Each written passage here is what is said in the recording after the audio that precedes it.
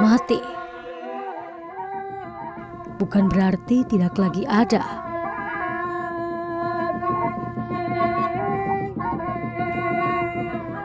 Terkadang lewat dingin tubuhnya, kehadiran jiwanya masih hangat terasa. Mereka percaya bahwa ini bukanlah akhir dari kehidupan, hanya proses perpindahan dari dunia menuju puya, tempat alam roh beristirahat. Persembahan terakhir menjadi bekal perjalanan. Kerbau kelima hari ini.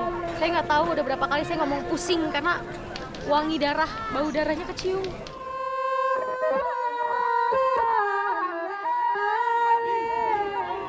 Ratapan cinta mengiringi. Pun tawa jadi senandung melepas jiwa di Toraja.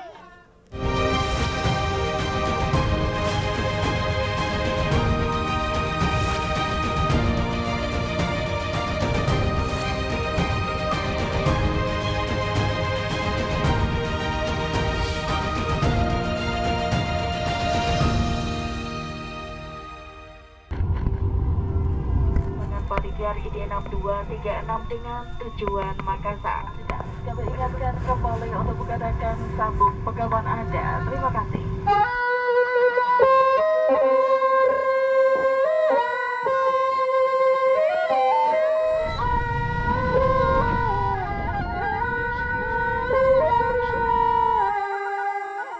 Melintasi awan dan bebatuan, saya datang untuk mencari makna kematian bagi masyarakat suku Toraja. Setiap orang punya cara tersendiri mengartikan kematian. Di Toraja, kematian adalah hal tertinggi dalam perjalanan hidup manusia. Ia yang mati dipercaya orang Toraja masih bersama mereka di alam dunia. Oh ya, ini makannya pagi tadi. Iya. Dilihat tidak apa-apa.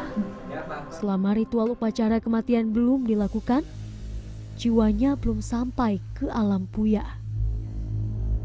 Mereka diperlakukan sama seperti saat hidup, hanya sedikit berbeda, seperti orang sakit. Saya pun menjenguk salah satu jenazah yang baru meninggal 2 minggu lalu.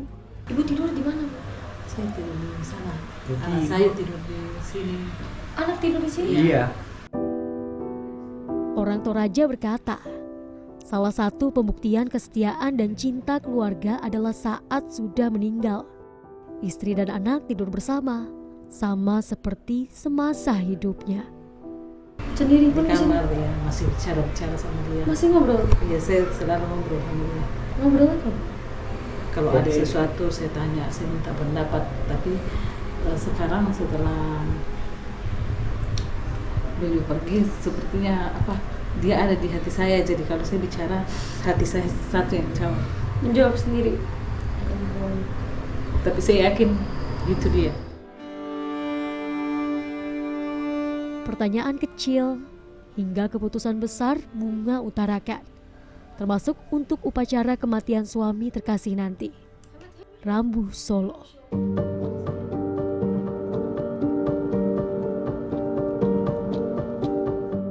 Rambu Solo merupakan upacara pemakaman sebagai bentuk penghormatan terakhir kepada seseorang yang sudah meninggal. Ada tingkatan dalam Rambu Solo sesuai status sosial. Mulai dari strata rendah, biasa, bangsawan menengah, hingga bangsawan tinggi. Ini menentukan bagaimana prosesi upacara dilakukan.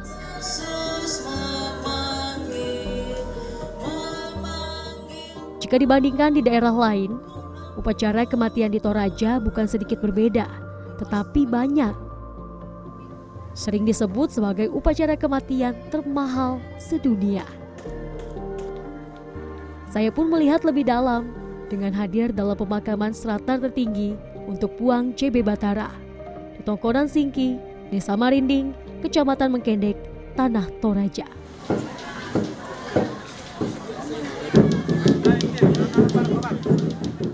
Dentuman lesung menjadi simbol. Upacara Rambu Solo akan segera dimulai. Tepat setelah jam 12 siang saat matahari mulai mengarah ke timur. Matubuki ini telah dibunyikan saat pertama kali ada yang meninggal, hingga setiap prosesi upacara. Ketukannya pun tak sembarang. Yang saya dengar ini adalah nada kematian.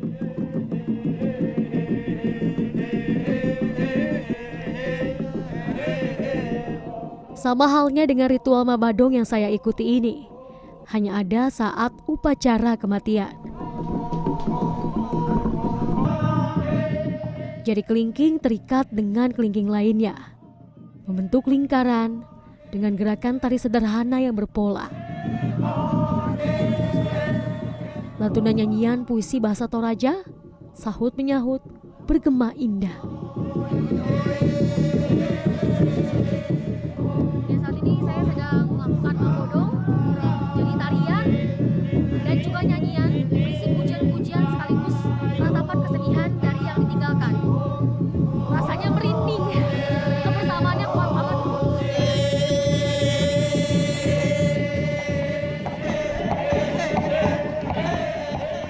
Hari ini hari pertama dimulainya Rambu Solo.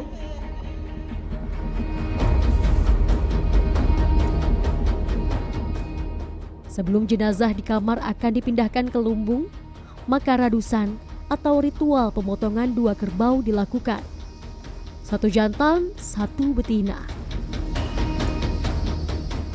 Ritual ini menjadi penegas bahwa orang yang selama ini dianggap sakit telah benar-benar meninggal.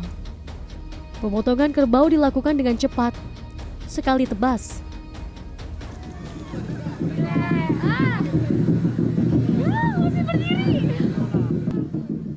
Pemandangan ini ternyata harus saya lihat terus nantinya. Total, lebih dari 40 kerbau sudah disiapkan. Kerbau-kerbau ini dimaksudkan sebagai bekal untuk mendiam, untuk tunggakannya di alam puya.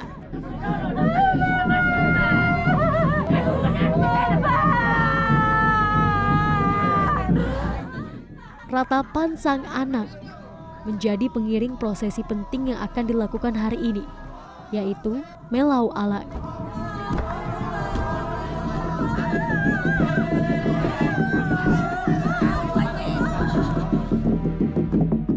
Jenazah akan diletakkan di sini selama 3 hari hingga prosesi selanjutnya dilakukan.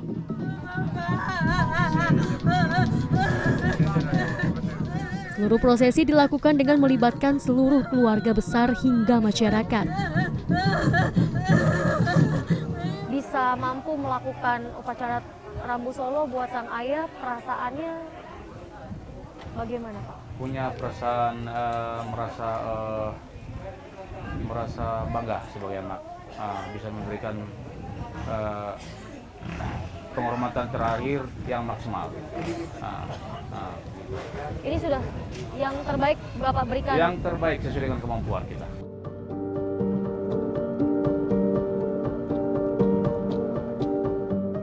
Tradisi Rambu Solo sendiri sudah ada sejak nenek moyang suku Toraja masih menganut agama Aluk Todolo. Saya pun mengunjungi salah satu tetua Toraja untuk mencari tahu lebih dalam. Ritual sudah ditetapkan sesuai agama Aluk Todolo. Namun kini penyesuaian dilakukan sesuai agama yang dianut pelaksana. Perlakuan sekarang ini sudah banyak yang dilaksanakan secara agama Kristiani, bahkan agama Islam pun karena banyak oknum daerah ini sudah masuk ke agama lain. Sudah jarang sekali yang tinggal di dalam ajaran nenek moyang. Seperti kami ini ya masih tinggal dalam Aluk Todolo. Perbedaannya banyak sekali. Kalau Aluk Todolo memakai meletakkan sirih pinang bahkan mempunyai sesajen. Tapi kalau agama sekarang tidak perlu. Kini Aluk Todolo tak lagi banyak dianut masyarakat Toraja. Setiap daerah di Toraja pun memiliki cara berbeda-beda dalam melakukan Rambu Solo. Namun, satu yang menyatukan semuanya, yakni cinta budaya. Dulu waktu leluhur kami itu nyatu antara Aluk dengan adat, antara agama leluhur kami itu nyatu, belum bisa dipisahkan. Nah, begitu datang agama Samawi, datang Islam, datang Kristen, mereka tidak menghilangkan tradisi dan adat ini, mereka tidak hilangkan. Tetapi ada akulturasi di situ. Jadi hal-hal yang berbau katakanlah mungkin berhala, yang mengacu ke penyembahan berhala, mungkin yang membawa musyrik dalam Muslim itu sudah dihindari.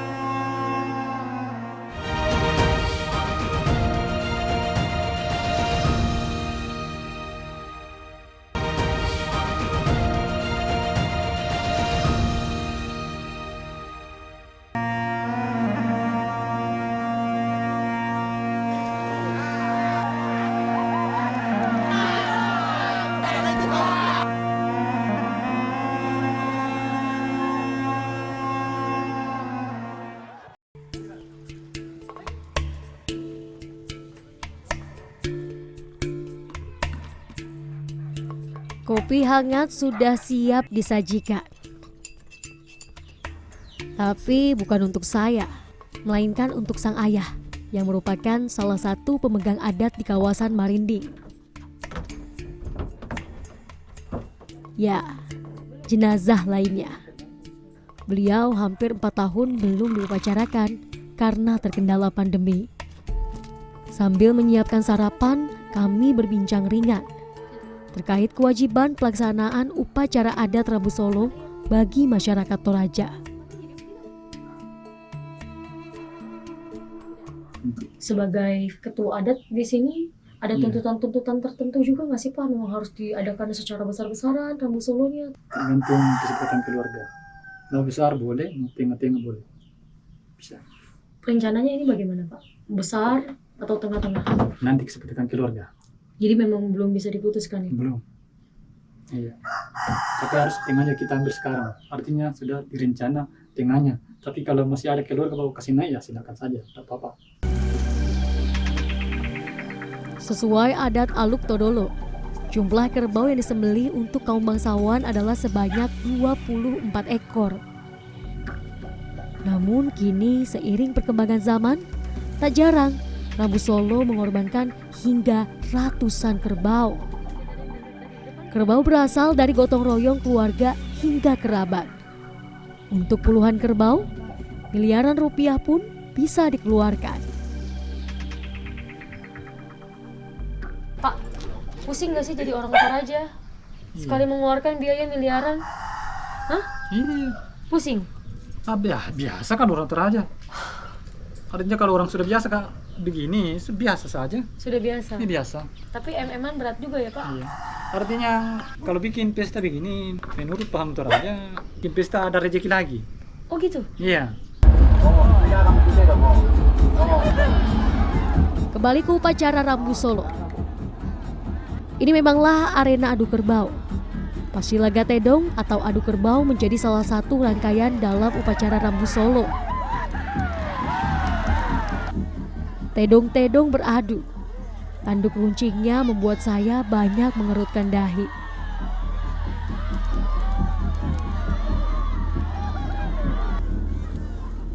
Luka di perut Tedong karena tanduk lawan terlihat dari kejauhan. Sorakan penonton semakin kencang. Adu kerbau dalam Rambu Solo dimaksudkan untuk menghibur masyarakat selama upacara berlangsung, sebelum nantinya kerbau akan dikurbankan.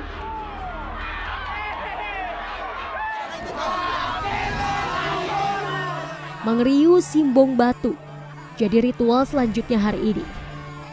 Hanya kelas bangsawan yang dapat melakukan ritual ini.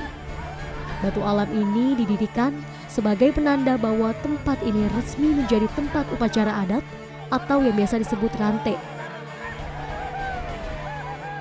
Puluhan laki-laki pun menarik batu menhir, yang artinya batu panjang.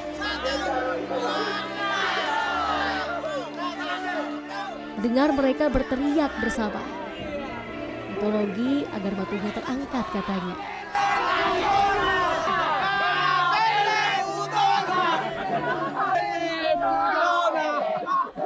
Jadi di sini tuh ada batunya berat banget. Salah satunya juga kalau batunya bisa ditarik syaratnya harus bicara kotor. Jadi bicara kotor pakai bahasa Toraja supaya batunya itu mantap. Memang betul itu Gitu. kalau batu. Oh gitu.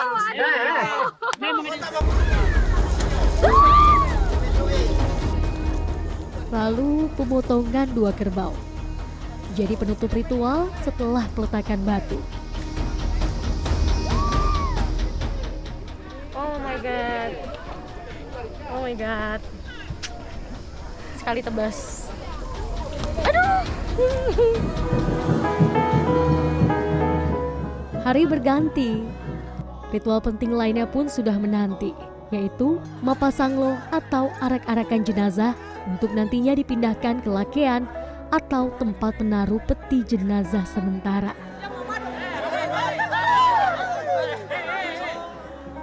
Jenazah diletakkan di dalam keranda khas Toraja dan diarak ratusan orang.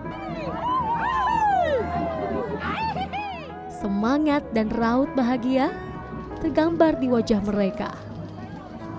Kalau kayak gini ya tadi yang diomongin apa yang diteriakin? Dia bilang, hei, kurang semangat malam ini. Oh, jadi diteriakin saja supaya semangat saja? Iya, semangat. Tapi tidak ada artinya, yang penting semangat? Iya, iya. Bahagia? Iya. Oke. Lagi Bu. Jenazah pun diarak keliling kampung. Kaum pria mengangkatnya, sedangkan kaum wanita menarik kain merah panjang dan berdiri di bawahnya. Ini menyimbolkan kesetaraan wanita dan pria dalam pekerjaan. Pria memikul, wanita menarik. Kebahagiaan pun mewarnai karena bisa melepas kepergian dengan penghargaan terbaik. Ya, abang ni buku, tang na meron din na. Ya, malam padolona. 1, 2, Menantu, kemarin menangis-nangis tapi sekarang semuanya bahagia. Candaan pun mengisi mapasanglo.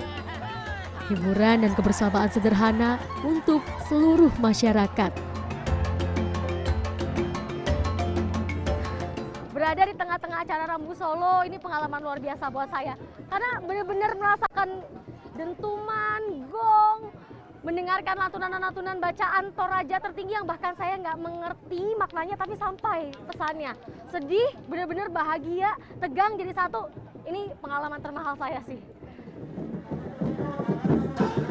Tari Patanding mengiringi upacara. Tarian perang ini khusus digelar untuk upacara kelas bangsawan laki-laki. Pemindahan jenazah ke lakean pun selesai. Jenazah akan diletakkan di sini sementara hingga hari pemakaman tiba.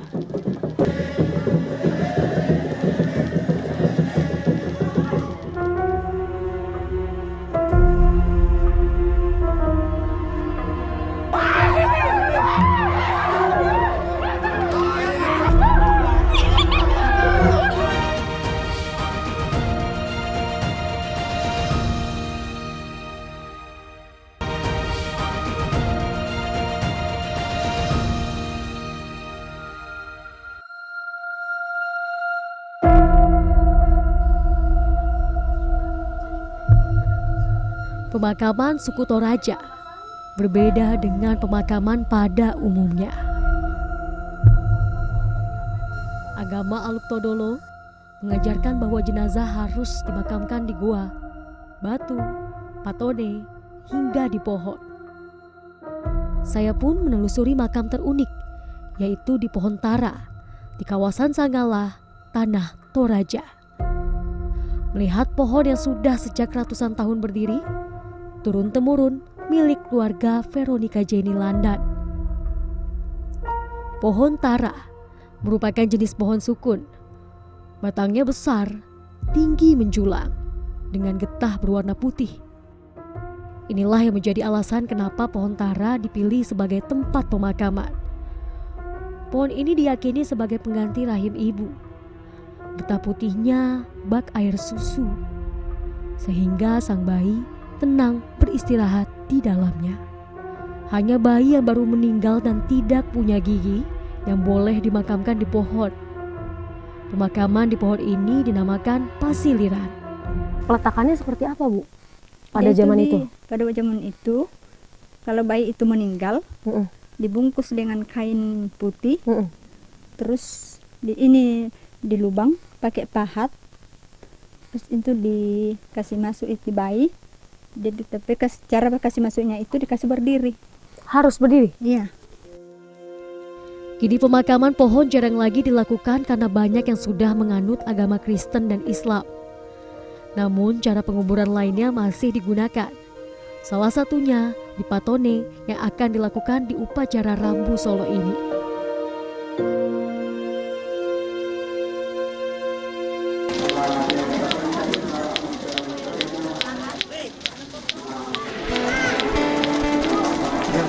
Hari sebelum pemakaman adalah hari-hari menerima tamu secara adat.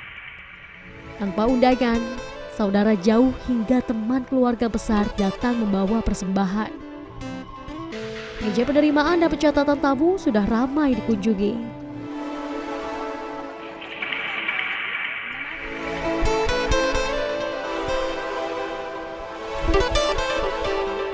Bukan hanya uang yang diberikan kepada keluarga mendiang, babi, bahkan kerbau juga dibawa. Tadi bawa apa, Pak? Bawa kerbau. Kerbau? Iya. Berapa? 2. 2? Iya. Padahal tamu. Kenapa, Pak, bawa kerbau? Iya, untuk mempererat tali kekeluargaan, kebersamaan. Siku tanah padang mangka di Borong. Persaudaraan di Toraja memang sangat kuat. Momen ini menjadi waktu berkumpul seluruh keluarga besar, baik yang berada di Toraja maupun yang merantau. Tanah Toraja.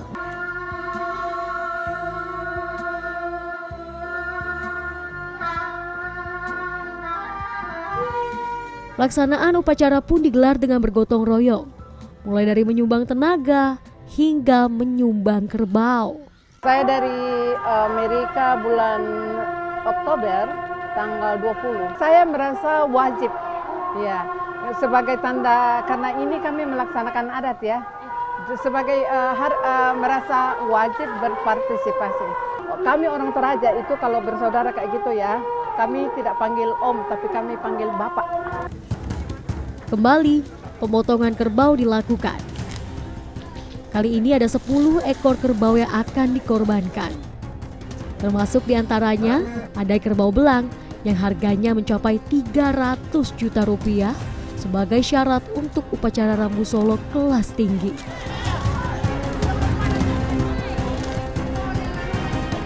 Sisa kerbau lainnya tidak disembelih karena akan disumbahkan untuk rumah ibadah baik Kristen maupun Islam. Satu demi satu kerbau disembelih. Ketajaman golok dan keahlian penebas menjadi penting.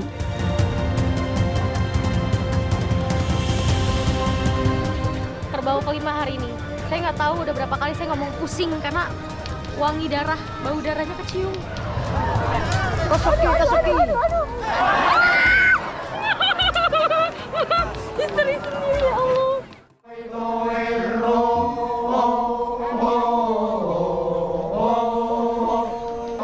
Matahari sudah mengarah ke timur.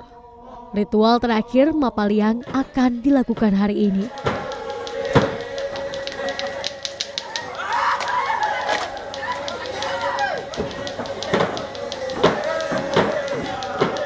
Jenazah kembali diturunkan dan diarak dengan tandu untuk menuju tempat pemakaman.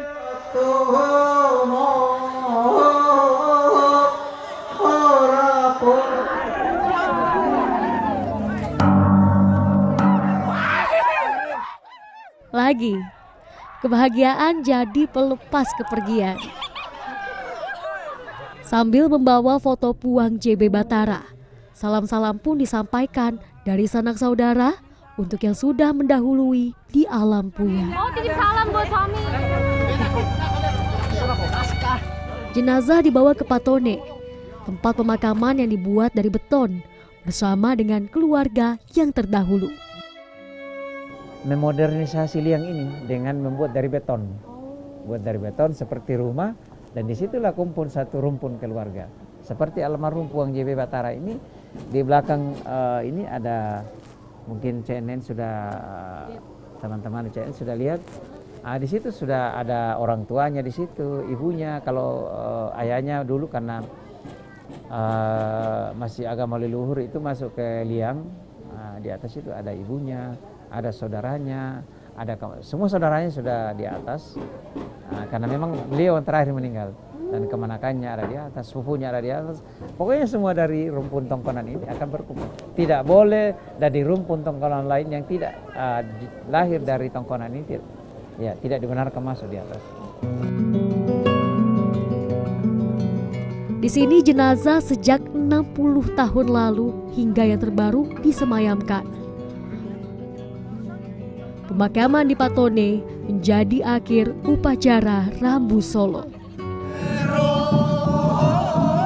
Patone yang sudah ditutup tidak lagi boleh dibuka kembali, kecuali ada upacara adat kembali atau kematian lainnya.